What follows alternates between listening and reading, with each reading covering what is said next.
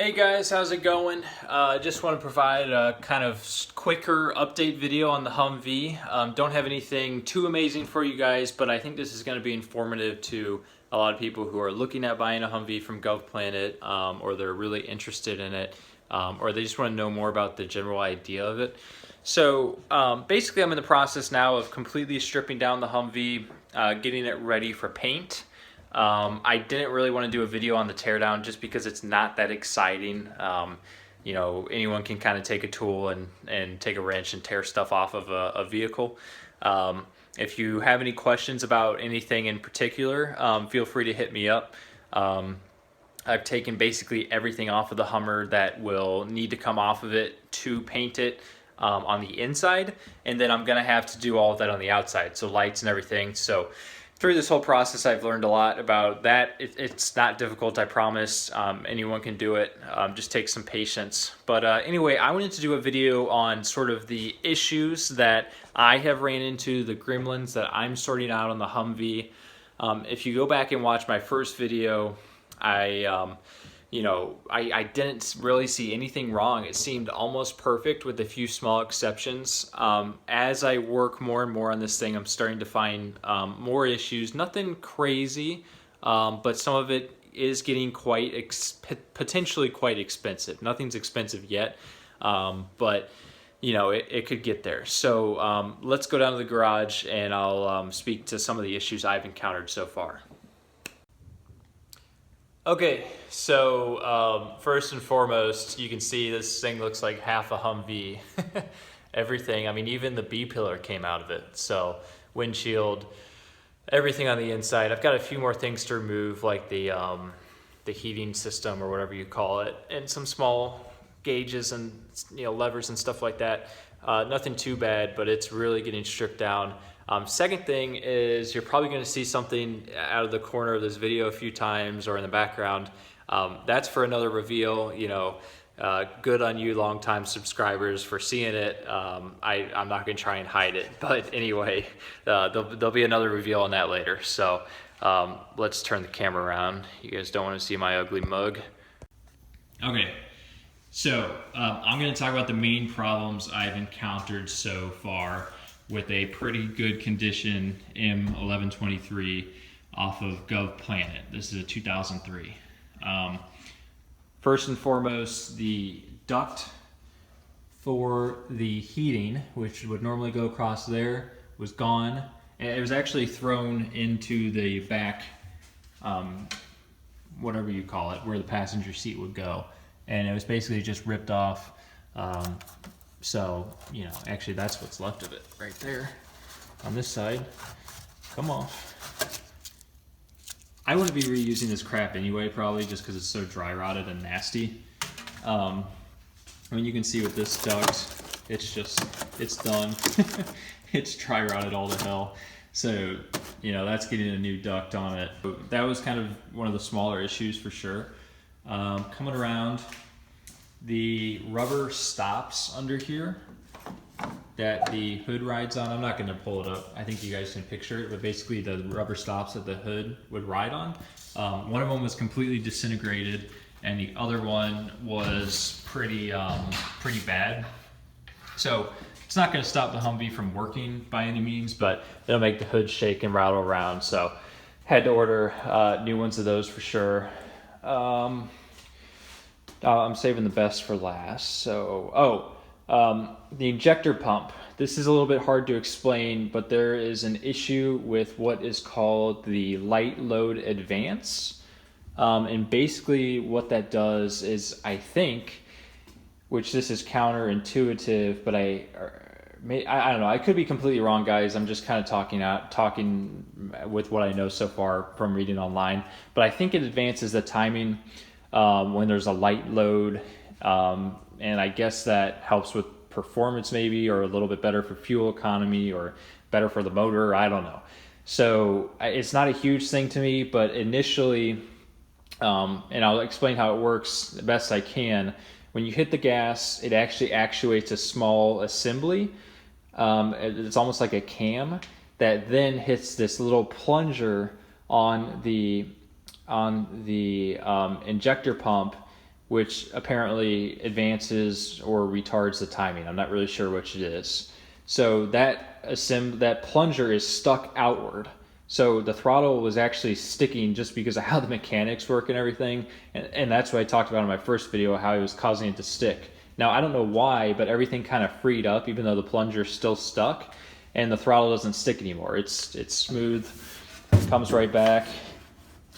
If I didn't look at that, I wouldn't even know there was even a problem. So, you know, whatever, that kind of sort of worked itself out, sort of not. I'll look into it later, maybe get the injector pump off when I'm bored. I don't think it's going to be critical to this vehicle. I think it'll still drive and operate okay. Okay.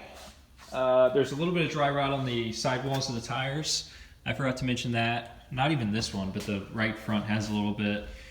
And then other than that, nothing major. The only major thing so far, and this is common, I'm having an issue with the glow plug wait light when I go to start this. So normally on Humvees, you switch it to run, and that'll come on for 5 to 10 seconds to warm the glow plugs.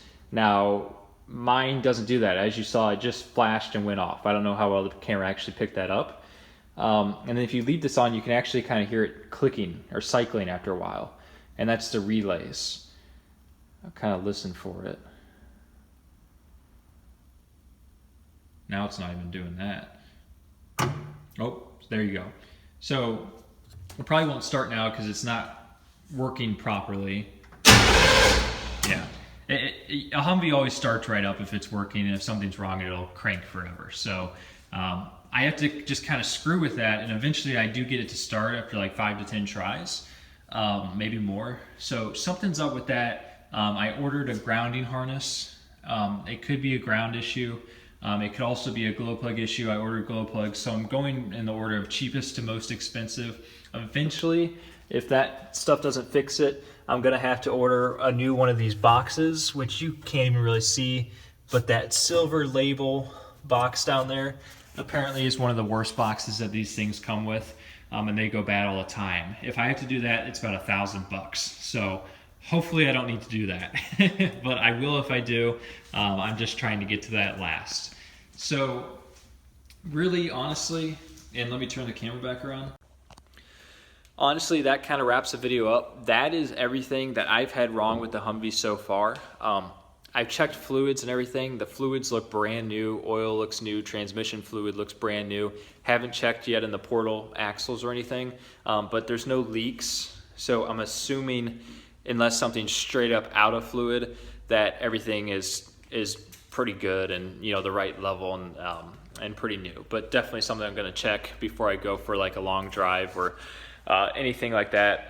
The only other small issue too was the chain that holds the fuel cap from just falling on the ground. That was broken for some reason. Not a really big deal. And then another small issue is the windshield wiper washer fluid reservoir. It looked like somebody took a baseball bat to it for some reason. So that was done for sure. But other than that, I mean, not anything too bad. My experience isn't the same as everyone else. What I recommend for you guys is, if you're gonna buy one of these, spend a couple bucks more, you know, somewhere in the $10,000 to $11,000 range, and get something that looks new, that looks more solid. I wouldn't get an M998 anymore now that we have 1123s, and I don't know what the Army and the Air Force variants are, but the newer versions of those, just because you're going to get a Humvee that's been used so much less, have so many less miles on it, that type of thing. Oh, sorry, I'm making a video. Sorry about that, neighbor walked in. Anyway, hope you guys enjoyed the video. Let me know if you have any questions. Like I said, I would definitely go with one of the newer models if you can. If you go with a 998 or whatever the other variations are that are older, you potentially could be getting a Humvee that's, you know, lived a really, losing my voice, lived a really rough life, that's been driven through multiple wars, driven hard, you know, put away wet, that type of thing. Not to mention you're going to only get a 3-speed and you're only going to get the 6.2. So, you know, versus a 4-speed with the 6.5, It's a difference of being able to go, you know, maybe 65 on the highway versus 85 top speed. And really that translates to cruising at 55 versus like 65. So that 10 miles an hour is a pretty big difference for cruising, especially if you're going to be, you know, going outside your neighborhood on this thing. So I think that about wraps it up. Hope you guys enjoyed the video. Thank you for all the subs, man. The growth has been crazy lately. We're almost at 500. Not too long ago, I was thanking you guys for just getting me up to 100. So that's awesome. Hope to keep growing.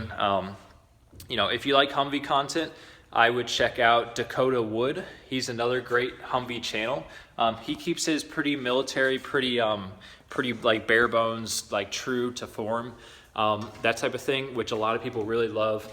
I've had multiple people tell me, why are you gonna paint that thing? You know, what makes it cool is the fact that it is so basic and military.